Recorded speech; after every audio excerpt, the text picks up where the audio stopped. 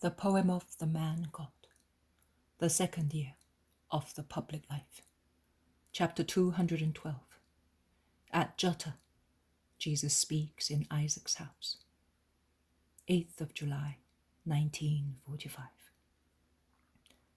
The whole population of Juttah has run to meet Jesus with the wild flowers picked on the mountainsides and the early fruits they cultivate, besides the smiles of the children and the blessings of the citizens. And before Jesus can set foot in the village, he is surrounded by the good people, who, warned by Judas Iscariot and by John, sent ahead as messengers, have rushed with what they found best to honor the Savior, and above all, with their love. Jesus blesses with gestures and words both adults and young people who pressed against him, kissing his tunic and hands, and lay sucklings on his arms so that he may bless them with a kiss. The first to do so is Sarah, who places against his heart the beautiful 10-month-old baby, whose name is Josiah. Their love is so impetuous that it prevents progress, and yet it is like a rising wave. I think that Jesus proceeds more carried by that wave than by his own feet, and his heart is certainly carried very high into the clear sky by the joy of such love. His face shines with the brightness of the moments of greatest joy of man, God. It is not the powerful magnetic-looking face of the moments when he works miracles, nor the majestic face as when he discloses his continuous union with the Father, nor the severe one as when he condemns sin. They all sparkle with different lights, but the present one is the light of the hours of relaxation of his whole ego, assailed from so many sides, compelled to be always vigilant of every slightest gesture or word, both of his own or of others, surrounded by all the traps of the world that, like a malefic cobweb, throw their satanic threads around the divine butterfly of the man God, hoping to paralyze his flight and imprison his spirit, so that he may not save the world. To gag his word, so that he may not instruct the supreme guilty ignorance of the earth. To tie his hands, the hands of the eternal priest, so that they may not sanctify men, depraved by demon and flesh. To dim his eyes, so that the perfection of his look may not attract hearts to himself. His look, in fact, is a magnet, forgiveness, love, charm, overwhelming every resistance that is not the resistance of a perfect Satan. Oh, is the work of the enemies of the Christ still not always the same against the Christ? Science and heresy, hatred and envy, the enemies of mankind, who sprang from mankind itself like poisoned branches of a good tree. Do they not do all that, so that mankind may die, as they hate it more than they hate the Christ, because they hate it in an active way, unchristianizing it in order to deprive it of its joy, whereas they can breathe Jesus of nothing, as he is God, whilst they are dust. Yes, they do that. But the Christ takes shelter in faithful hearts, whence he looks, speaks, and blesses mankind. Then he gives himself to those hearts, and they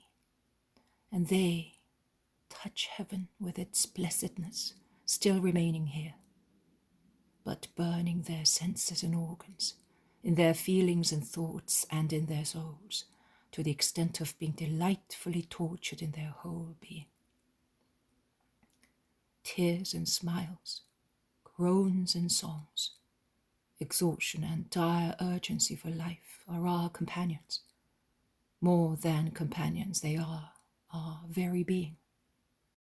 Because as bones are in the flesh, and veins and nerves are under our skin, and they all make one man, thus, likewise, all these burning things originating from the fact that Jesus gave himself to us, are within us, in our poor humanity. And what are we in those moments which could not last forever, because if they lasted a few moments longer, we would die burnt and broken? We are no longer man. We are no longer the animals gifted with reason living on the earth. We are. Oh Lord, let me say it once, not out of pride, but to sing your glories, because your glance burns me and makes me rave. We are then seraphim. And I am surprised that we do not emit flames and fierce heat perceptible by people and matter, as it happens in the apparitions of damned souls. Because if it is true that the fire of hell is such that even the reflection emitted by a damned soul can set a piece of wood on fire and melt metals, what is your fire like, O God, in whom everything is infinite and perfect? One does not die of fever. One does not burn because of it.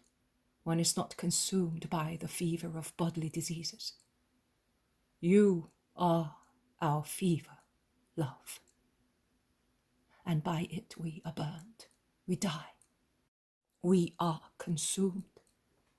And the fibers of our hearts, which cannot resist so much, are torn apart by it and for it. But I expressed myself badly, because love is delirium.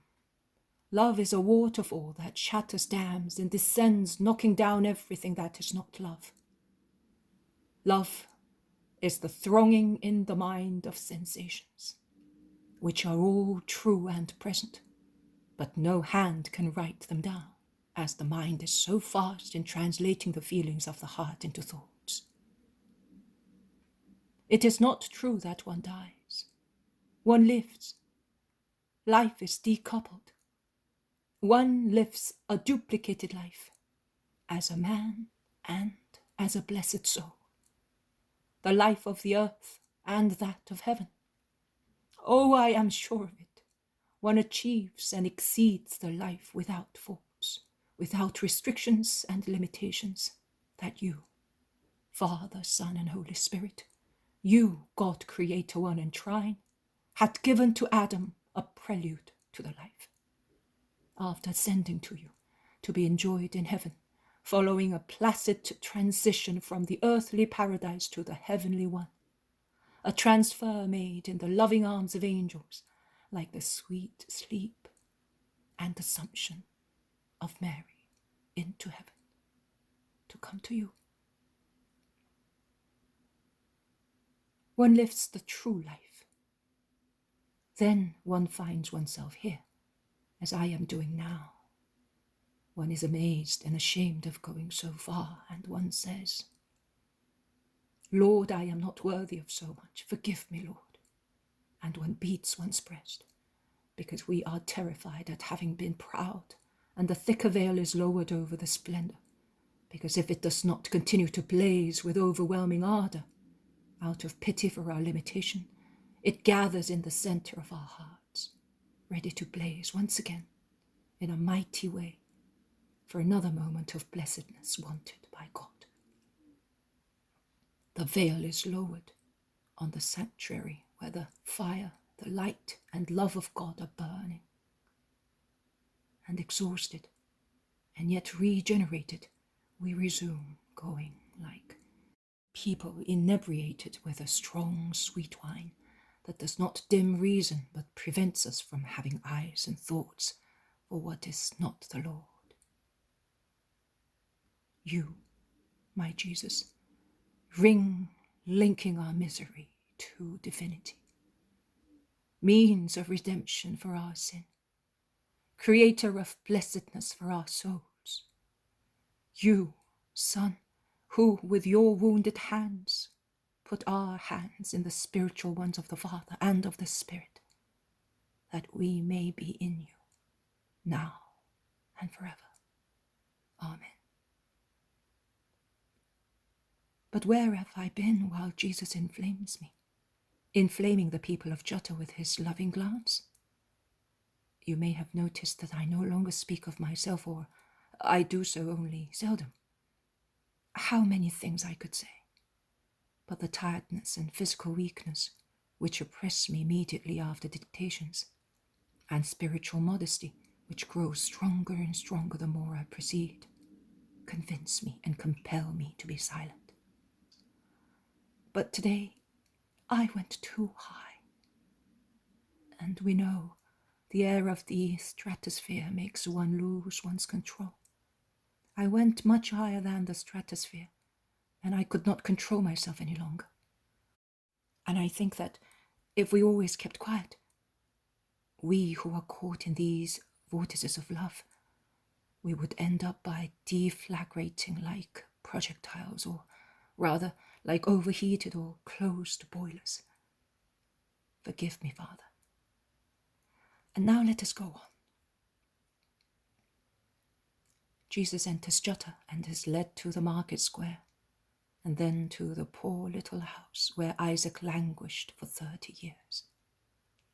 They say to him, "We come here to speak of you and to pray, as in a synagogue, the most true one, because it is here that we became acquainted with you, and here the prayers of a saint have asked you to come to us. Come in and see how we have arranged the place." The little house, which the previous year consisted only of 3 tiny rooms, the first one where Isaac, a sick man, begged, the second a lumber room, and the third a kitchenette which opened onto the yard, is now one room only, with benches in it for those who meet there. The few household implements of Isaac have been placed, like so many relics, in a little hut in the yard, and the respectful people of Juttah have made the yard less dreary looking, as they have planted there some climbing plants, which now cover the rustic stockade with their flowers, and form an incipient pergola, growing on a network of rope stretched out over the yard at the height of the low roof. Jesus praises them and says, "We can stop here. I only beg to give hospitality to the women and the boy." "Oh, Master, that will never be needed. We will come here with you, and you will speak to us." "But you and your friends are our guests. Grant us the blessing of giving you and the servants of God hospitality. We only regret that they are not as many as the houses." Jesus agrees and leaves the little house, going towards that of Sarah, who will not cede to anybody her right to entertain Jesus and his friends at a meal. Jesus is speaking in Isaac's house. The people crowd the room and the yard and throng also the square. And Jesus, in order to be heard by everybody, stands in the middle of the room, so that his voice will carry both in the yard and in the square. He must be dealing with a subject brought on by a question or an event. He says, "But have no doubt, as Jeremiah says, they will find out at the test how sorrowful and bitter it is to abandon the Lord. Neither potash nor lye can remove the stains of certain crimes, my friends. Not even the fire of hell can corrode that stain. It is indelible. Also here, we must acknowledge the justice of Jeremiah's words. Our great ones in Israel really look like the wild she-asses mentioned by the prophet. They are accustomed to the desert for their hearts. Because believe me, as long as one is with God, even if one is as poor as Job, even if one is alone, even if one is nude, one is never alone, poor, or nude. One is never a desert, but they have rejected God in their hearts, and thus they are an arid desert. Like wild she-asses, they sniff in the air the smell of males, which in our case because of their lust are named power, money, as well as true and proper lechery. And they follow that smell as far as crime. Yes, they follow it, and will follow it even more so in future. They do not know that their hearts, not their feet, are exposed to the darts of God, who will avenge their crime. How confused kings, princes, priests, and scribes will be, because they really said and still say to what is nothing or worse is sin, "You are my father, you have begotten me." I solemnly tell you that Moses, in a fit of anger, broke the tables of the law when he saw the people in idolatry. Later he climbed the mountain, prayed, adored, and obtained grace. That happened centuries ago. But idolatry has not yet died in the hearts of men, and will never rest. On the contrary, it will rise like yeast in flour. Almost every man now has his own golden calf. The earth is a forest of idols, because every heart is an altar, but hardly ever there is God upon it. Who is not a slave of one evil passion is slave of another, and who has not one wicked desire has another with a different name. Who has no greed for gold has a greed for positions. Who has no lust for the flesh is an utter egoist. How many egos are worshipped in hearts like golden calves? The day, therefore, will come when they are struck, and they will call the Lord and will hear him reply, "Go to your gods, I do not know you. I do not know you." A dreadful word when uttered by God to man. God created the race of men, and he knows each individual. If he therefore says, "I do not know you," it means that by the power of his will, he has erased that man from his memory. "I do not know you." Is God too severe because of that verdict? No. Man cried to heaven, "I do not know you," as faithfully as an echo. Consider, man is obliged to acknowledge God out of gratitude and out of respect for his own intelligence. Out of gratitude, God created man and granted him the ineffable gift of life, and provided him with the super ineffable gift of grace. When man lost grace through his own fault, he heard a great promise being made to him. "I will give grace back to you." It is God, the offended party, who says so to the offender, as if he, God, were guilty and obliged to make amends.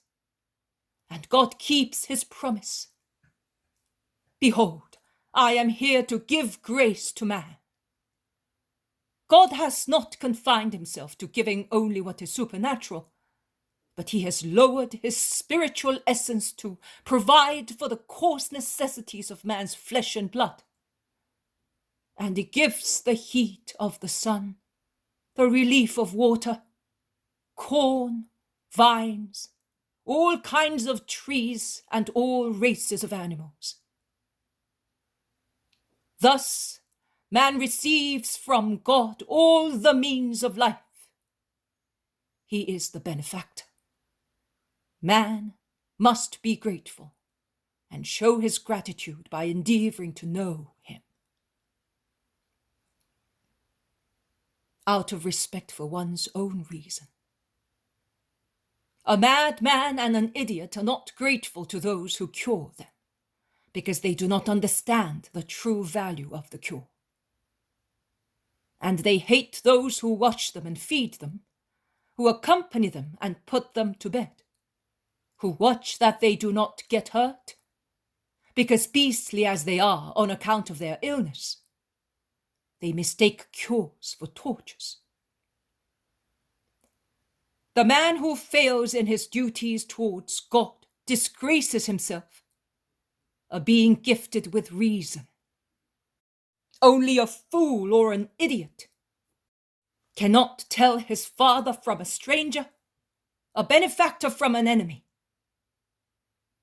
But an intelligent man knows his father and his benefactor, and takes pleasure in knowing him better and better, also with regard to things of which he is unaware, as they happened before he was born, or before he was helped by his father or benefactor.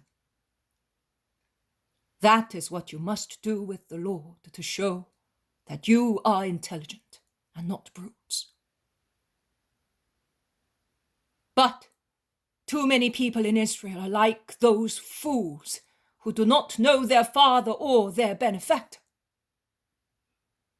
Jeremiah asks, can a girl forget her ornaments and a bride her sash? Oh yes, Israel is made of such foolish girls, of such wanton brides who forget honest ornaments and sashes to put on tinsels of prostitutes. And this is found to happen more and more frequently. The more one climbs the classes that should be the teachers of the people. And God's reproach, with his wrath and regret, is addressed to them. Why do you endeavor to prove that your behavior is good to obtain love, whereas you teach the wickedness of your ways of living, and the blood of poor and innocent people was found on the hems of your garments? My friends, distance is good and evil. To be very far from the places where I am likely to speak is an evil, because it prevents you from hearing the words of life. And you regret it. That is true. But it is good inasmuch as that it keeps you away from the places where sin ferments, corruption boils, and snares hiss to act against me, hampering me in my work and against the hearts of people, by insinuating doubts and falsehood with regard to me. But I prefer you to be far away rather than corrupted. I will see to your formation. You know that God had provided before we were acquainted with each other, so that we might love one another. I was known before we met. Isaac was your announcer. I will send many Isaacs to speak my words to you. However, you must know that God can speak everywhere and privately to the spirit of man and instruct him in his doctrine. Do not be afraid that being alone you may be led into error. No, if you do not want, you will not be unfaithful to the Lord and to his Christ. On the other hand, he who just cannot stay away from the Messiah should know that the Messiah opens his heart and stretches out his arms to him and says, "Come, come, whoever wishes to come. Stay here, whoever wishes to stay." But both the former and the latter should preach Christ by means of an honest life. Preach him against the dishonesty which nestles in too many hearts. Preach him against the levity of the numberless people who do not know how to preserve faithfully and forget their ornaments and sashes of souls, called to the wedding with Christ. You said to me in your happiness, "Since you came here, we have neither sick nor dead people. Your blessing has protected us." Yes, health is a great thing. But make sure that my present coming makes you all wholesome spiritually, always and in everything. To that effect I bless you, and I give my peace to you, to your children, to your fields, crops, homes, herds, and orchards. Make a holy use of them. Do not live for them, but by them, giving what is superfluous to those in need, and you will thus obtain an overflowing measure of the Father's blessings and a place in heaven. You may go. I will stay here to pray. 9th of July. I am reading again what I wrote yesterday, rewriting some incomprehensible words, out of pity for your eyes, Father. It is distressing to read it. It is so inferior to what I felt while describing my mood. And yet, to be helped to say what the Lord made me feel, lest I should describe it badly, and also for my own relief, because it is also painful, you know. I invoked my St. John. I said to him, you know these things very well. You experienced them. Help me. And I was comforted by his presence, by his smile of an eternal, good, simple-minded man, and by his caress. But now I feel that my poor word is so inferior to the feelings I experienced. All human things are straw. Only the supernatural is gold, and a human being cannot even describe